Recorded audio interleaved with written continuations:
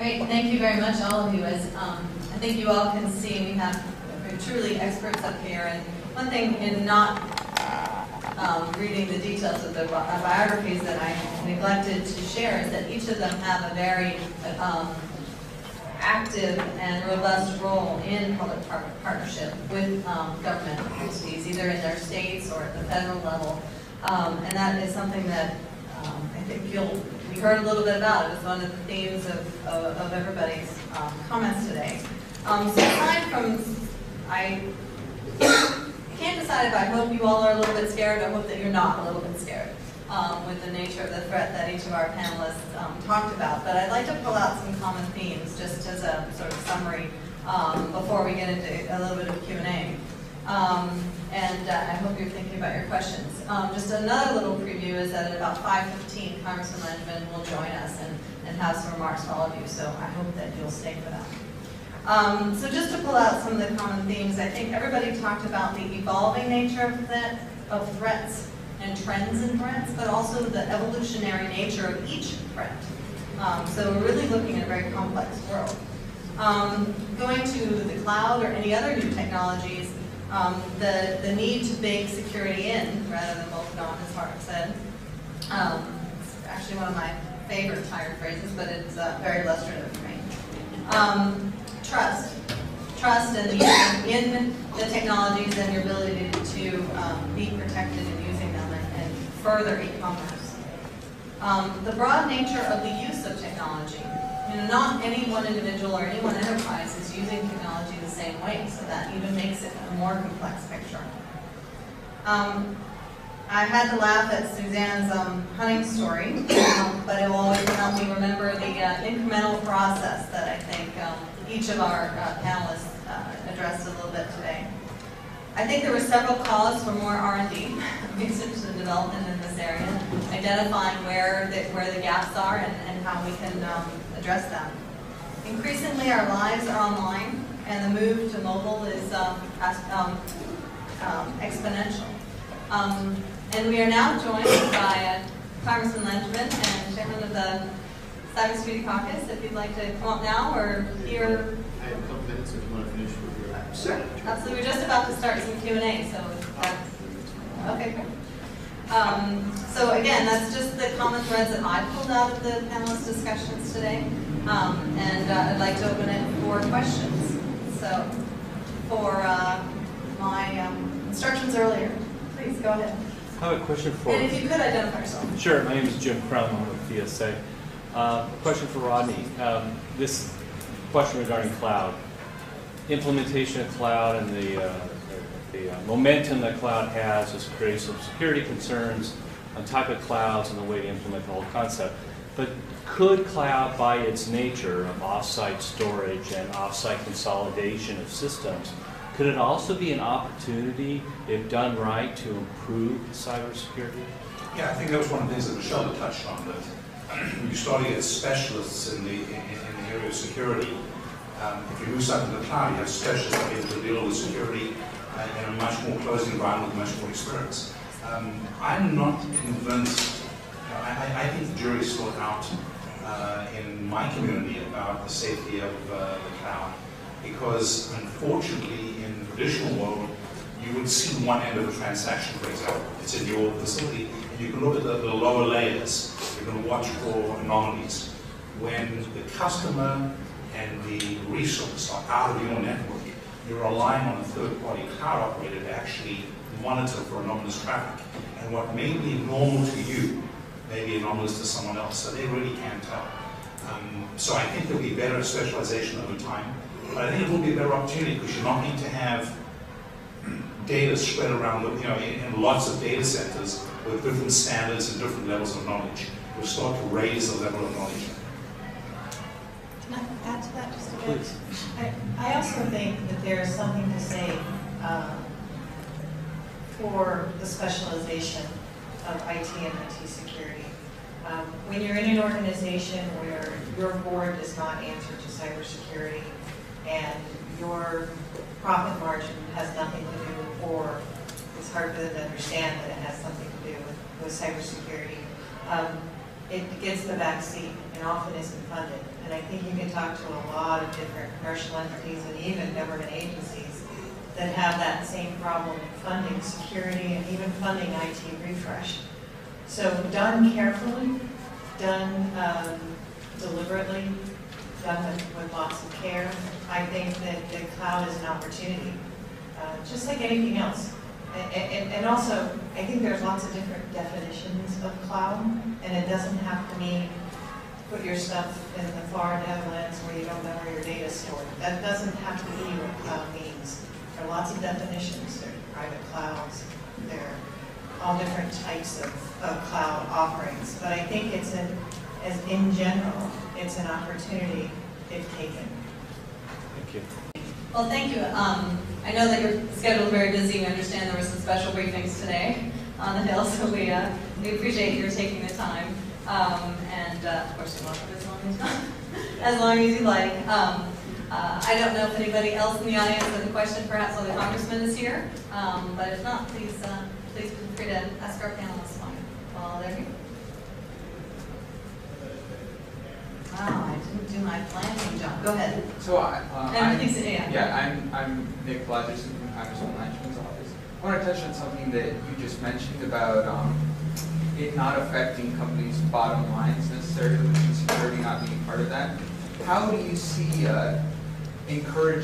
how do you see preventing a race to the bottom in security for cloud providers as well, where people often, if you ask CIOs, why are you moving to the cloud? It's because of convenience, because of cost savings. One of the things that the government, when the government trying to move agencies to the cloud, one of the things that they tout is that it's saving billions of dollars, which is great. But since oftentimes decision makers aren't necessarily aware of the security concerns, how do you prevent a race to the bottom where you get the convenience and it saves you money, but you end up with less security because you have to pay more for that security? It's a vicious circle.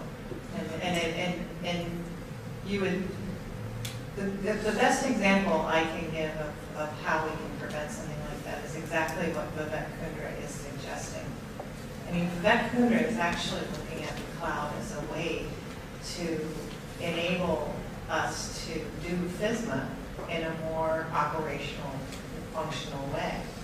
So he's actually looking at baking security in so that security then becomes an enabler. And we have to start thinking of security differently. Instead of as the bolted-on expensive piece of mechanism, if it is built in and it is used as a part of the infrastructure, it can actually be an enabler. And that's where we have to look as we move to cloud, just as the government is looking at security as an enabler in government cloud, as a way of protecting the government's data. I think people understand that clearly and actually have expectations, higher expectations for their vendors than sometimes they do in-house. So I think there is some risk that could happen, but we have to be careful and ensure that we know what our security requirements are, we know what the threats are, and we make that a priority. I'd just like to interject at the moment, thank you, Michelle, that the TechAmerica Foundation has launched a commission looking at cloud specifically, cloud computing generally, but with one working group focus on security and security issues in the cloud. So the report from that commission is slated to come out at the end of July. So just a small preview and a shameless plug for the Foundation's commission. But since cloud is such a big aspect of the conversation today, I wanted to be sure to mention it. Did anybody else want to address cloud and security? Go ahead, Ron. Just one point. I've just recently been involved, I was brought in as a quarterback for a security incident for one of the major car companies. And one of the problems is when you have a security incident in the cloud, it is a big thing. It affects an enormous number of companies rather than just one. So unfortunately, we have to go through the process of having a couple of big events that make people recognize that you really have to be very careful when you get involved with the cloud. We'll get there at some point from a security point of view, but we're not there yet. I just think that it's going to need a big event for people to recognize that security is still important. Even though you may hand it off to your cloud provider, you can't totally walk away from the issue. It's really your problem as well. And that's why I think that Michelle's right, that we may end up with some specialist companies that do a much better job of dealing with security because they've got the resources of 2 or 4 or 800 companies rather than the resources of one. If you don't mind, I'd like to take the privilege of the podium for a moment to ask a follow-on question about that, because Michelle talked about the difficulty of defining cloud, and I think some people do think of cloud as just another term for our shared databases or leveraged locations. Thank you very much, Congressman, for joining us. And so, as we talk about security, cyber attacks or incidents affecting only one company, I don't think that that's only the case if you're looking at a cloud-based system. We're so interconnected that I don't. Is it true that you have to sort of be in the cloud for that to be the only time where you have such a shared experience of an attack? I think we have a shared experience now. I think we're really mistaken if we think that our networks aren't interconnected enough to have the same global effect of an attack. Suzanne or Hart, you want to add on? Well, I think, when you're thinking of cloud computing, conserving resources instead of having a brand new server for every single application, that you can aggregate all these resources out there and optimize them. I mean, there's a lot of environmental reasons why that's a great idea. Cost factors, as you mentioned, looking at the bottom line. But maybe one of the things, building on what you said, Michelle, is as you look at the cloud and your ability to do that, getting a little bit more control over that. So now they're talking about the private cloud. So maybe you're an organization and you have multiple locations and multiple data centers, but now you're going to optimize that by creating your own cloud. It's a way to maybe actually, as I mentioned earlier, I think more and more, we're going to have to reduce the attack space. It's just too big. So the cloud may be a way, actually, if we look at the cloud in different ways and what these vulnerabilities and risks are, to pull it in and to maybe have a little bit more control while optimizing. So the cloud could be an enabler of actually getting a little bit more control that way. It's just government clouds or private clouds. Yeah, I think one of the interesting things about cloud is that it's really served as a pretty constructive forcing function to have us think differently about the way we do collaborative security, right? The old way of collaborative security was we all agreed on a set of static rules, and we would all abide by those rules, and we would audit against those rules. And so if something outside of that rule set hit us, we all got hit, right? And I think we're moving away from that. We're taking, I think, a new step forward and being able to say, in the past, we focused on collecting intelligence to make a specific decision, and now we're looking at collecting continuous monitoring, right? Continually collecting intelligence to be able to update algorithms and improve processes, right? So you have that operational security that's continually evolving ahead of the threat landscape, right? Rather than collecting a lot of data and making kind of a static change. I think the other interesting thing about cloud and its ability to be a forcing function is that it's brought a lot of players to the table who previously didn't feel that they were cybersecurity stakeholders. And because they were already part of the interconnected network that we call the internet, they were and didn't know it. And now they've kind of had the light shine down upon them and realize that they need to be part of the solution and seem to be engaging it quite vigorously. And I think that's a good thing. Great, thank you. We've got a question here and then two in the back, so hold on to your question. Go ahead, please. Just for anybody on the panel, like that Bay from Northrop Grumman, it seems like the community at large could really benefit from a more open sharing of the threats, the specific threats that are out there. What do you see as some of the barriers to sharing specific threats where one company's been attacked over here, one domain's been attacked over here?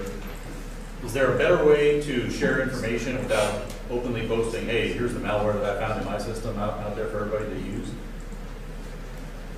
Who wants to take information sharing?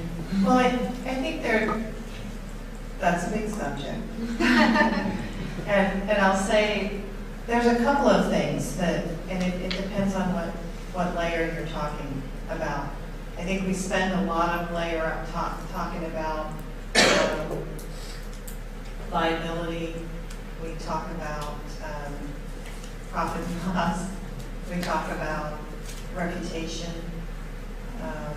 And then, of course, there's the question of power. We forget that that's actually a play in information sharing. Information is power. So there are those high-level complications. But I'm not sure we have to talk there. The information that we're talking about sharing that most technicians want don't have to be attributional. The TTPs, how does it actually work? Not necessarily who. We don't, as a technician, most of us don't really care about the who as much. We care about the what and the how.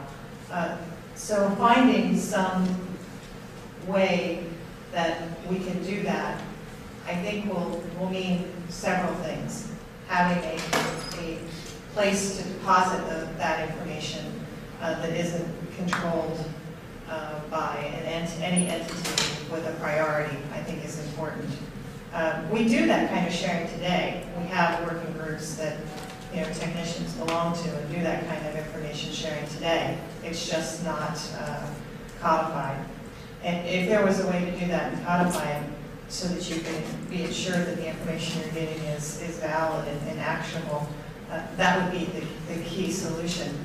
But we have to get rid of some of the layers that keep us from doing that kind of exchange in order to do it. But we also have to, I think it's real important to control what I call voyeurism. I think a lot of demand for information exchange isn't necessarily for actionable information to do something with, but instead is to be a voyeur of the event that's happening. And I think controlling ourselves in that type of a situation is really important. And we really need to somehow focus on those TTPs. We need to focus on the actual information that needs to be exchanged to make the situation better. And if we can get down to that nuts and bolts without an agenda, I think then we can solve what I call information exchange problem, not sharing. Thanks. Can we go to the back? We had two people with questions. Go ahead. Yeah, my name is Eric. I'm from Congressman's Police's office. Due to the ever-evolving nature of cybersecurity threats, I'm having a hard time conceptualizing what a successful network protection would look like and whether or not we can truly be proactive instead of reactive. I don't know if any of you can try to describe to me what the characteristics of a successful network protection on any level for that matter. Ronnie, you want to start us off? So I'll give you a stat that will maybe sort of frame this. We're involved in identifying credentials which are stolen credentials, which are a symptom of compromised systems in the underground. We did some analysis, and it turns out that if you look at companies that have 200 or more employees in the United States, 100% of them have credentials currently in the underground that are being bartered or are sitting waiting to be picked up by criminals. So one of the things we have to get over as a community is this concept of we're safe. You talk to any people on the state up here will tell you that there is no such thing as perfect security. You have to continually evolve and build and defend. What you also have to do is be aware of the fact that if you accept the concept of a 0 day, by definition, you will be compromised. You've got to start looking at how you recognize the compromise and mitigate the damage rather than trying to spend all of your time trying to protect yourself. And you talk about perfect network protection. There is no such thing. The only safe computer is one that's unplugged and it's turned off and unplugged. You know, besides that, there is no successful network protection. Data moves in and out, and guys will find a way to use that process to compromise you. So I don't know how you recognize the SAIC. I don't have. It's almost like trying to identify something that doesn't exist, that you really can't see. You don't know when you're safe. Wait, Zan, do you want to pick up on that? Yeah, but we need to be careful that we don't take no action because we're afraid we can't do it perfectly. So I would say it's about risk mitigation, and it's no different than physical security, and that we can't completely protect everything. It's identifying what is the asset that you're protecting, how valuable is it, and then using ROI. The vendor community is creating products now that have machine-to-machine interfaces. So I think that's another thing that Michelle touched on. These are products and networks that are self-healing. So we need to get more to that point also with alerts, analysis of things that might have happened within those networks. And then as the gentleman from Northrop Grumman said, then that exchange of information is going to be critical so that other people can take those actions as well. But I would say there are products that are very effective in mitigating your risk considerably. And it's having people just take some action and not take no action because it's an impossible situation. You've got to have the budget and just got to step out there. So that's what I would say. It's not perfect. That's what I'm saying, is that it's really about risk mitigation. You have to mitigate the damage. I don't think you can defend completely against it, but try and mitigate the risk. But then you apply that to critical infrastructure. That's not too encouraging. So there's perhaps a couple of other ways to look at it, right? Maybe I'll be a little ray of sunshine here. It's hard, right? In the security community, we tend to look at the downside of risk, but for every risk, there has to be an upside. If there was only downside, there'd be no point in getting involved to begin with, right? There's only downside. So there is some upside, and there's a couple of ways to look at it. One is, if you look at the rate of growth by almost anybody's metric of the threat, it is still far smaller than the rate of growth of innovation on the internet, right? So if you look at the amount of malware propagated on any given day, it is far less than the number of videos downloaded on YouTube in a day. 2 billion videos a day are downloaded on YouTube. If you add up the amount of malware per day propagated, right, it's likely to be less than that. And that's in comparison to one type of content on one type of service provider, right? So when you start to look at it in other terms, right, we see the hockey stick and we become concerned. But we're not near a tipping point, at least in any math that I can do, right? So there's still good people doing good things, and the good guys are still innovating and creating value ahead of the bad guys. Another way to look at it, to go back to your original question, is, well, what would constitute a effective network defense? And there's actually a pretty interesting white paper that DHS released back in March that talks about what healthy cyber ecosystems look like. Right, and I unfortunately can't recite from memory, but there are 16 specific attributes they cite, 3 building blocks, and a maturity model based on focus, convergence, and agility that they kind of wrap this vision around. And the idea there, at least if I understand the point of the paper, is that you have to have an ecosystem-based approach, and a lot of it is based on their investigation into human immunology and public health. And in those environments, people do get sick, right, unfortunately.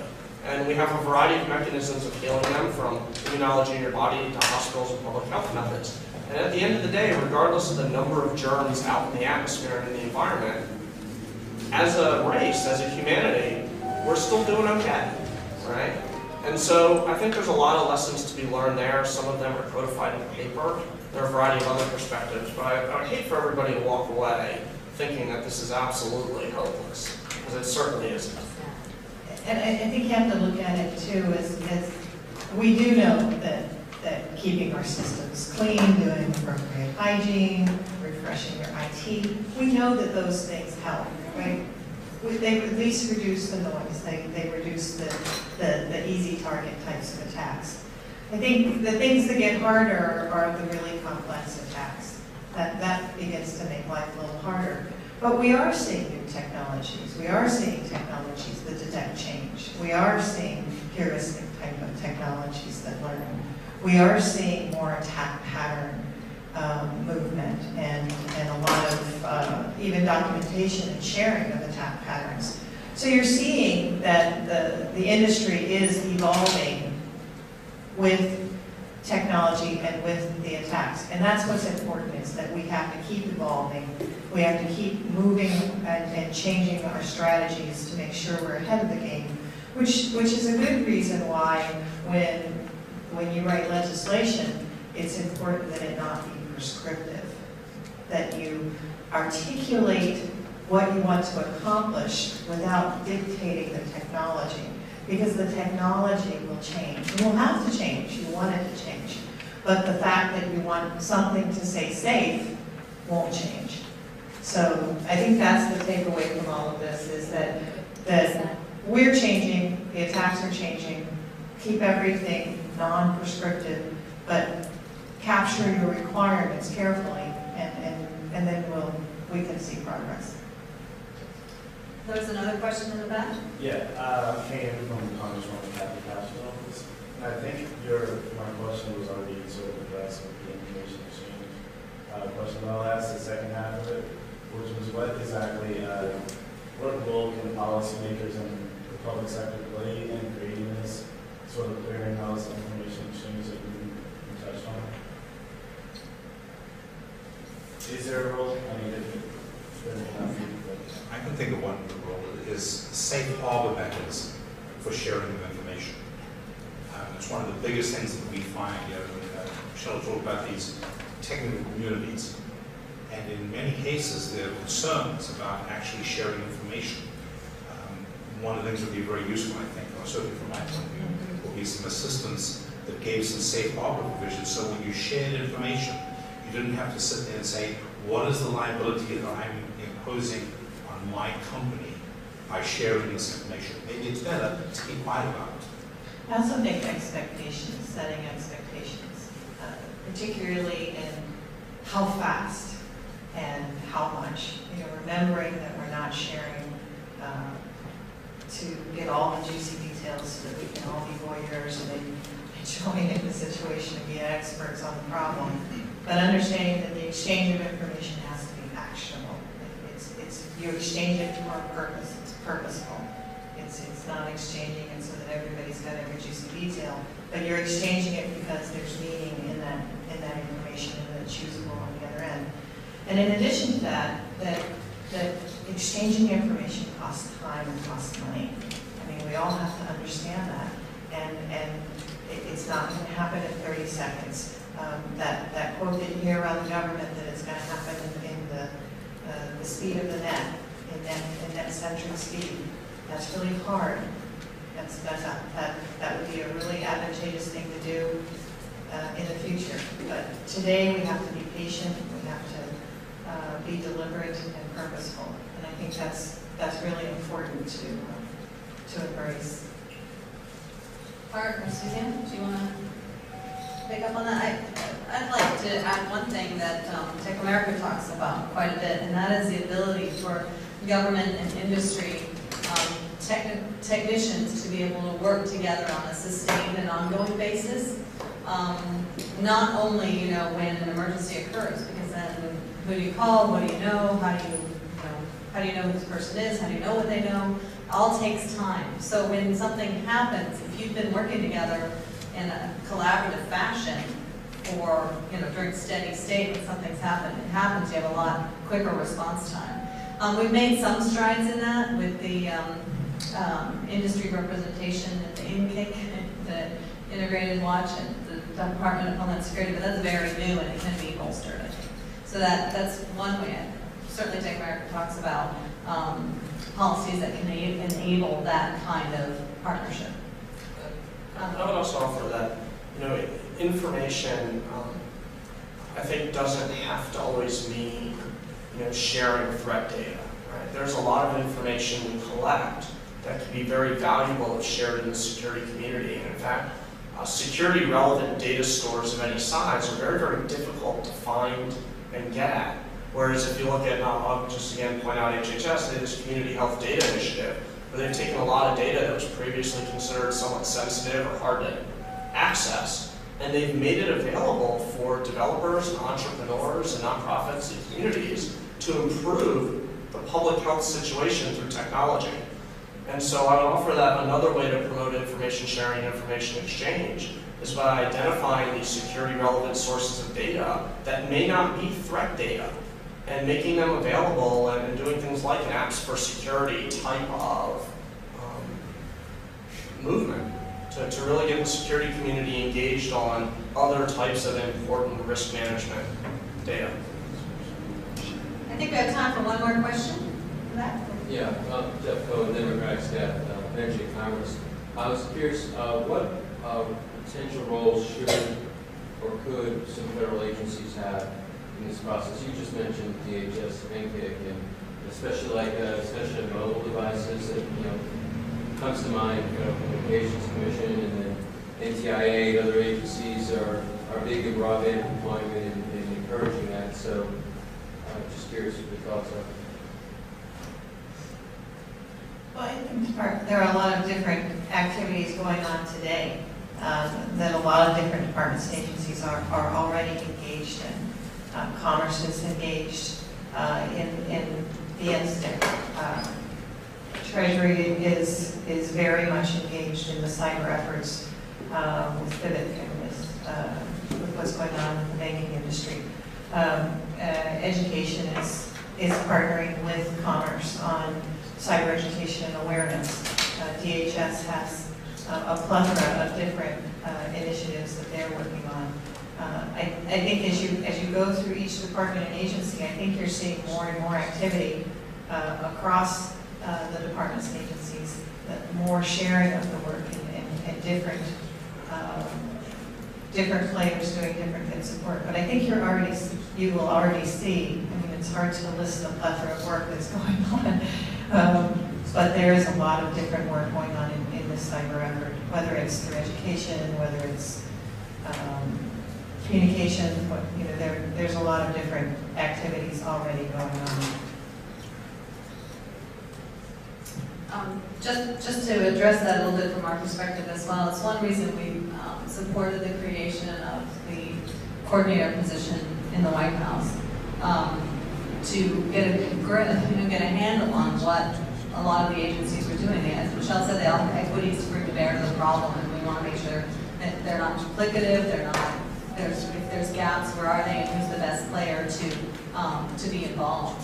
So that's one aspect. The other aspect was to have somebody in the White House be able to embed cybersecurity in the greatest policy, the highest policy of the land, whether it's healthcare reform or broadband deployment or things like that. And I think it goes to a couple of earlier questions that we had. But so there's a lot going on. We just, I think we're getting a better handle on who can do what and when. I don't know if anybody else wanted to address that question. Great.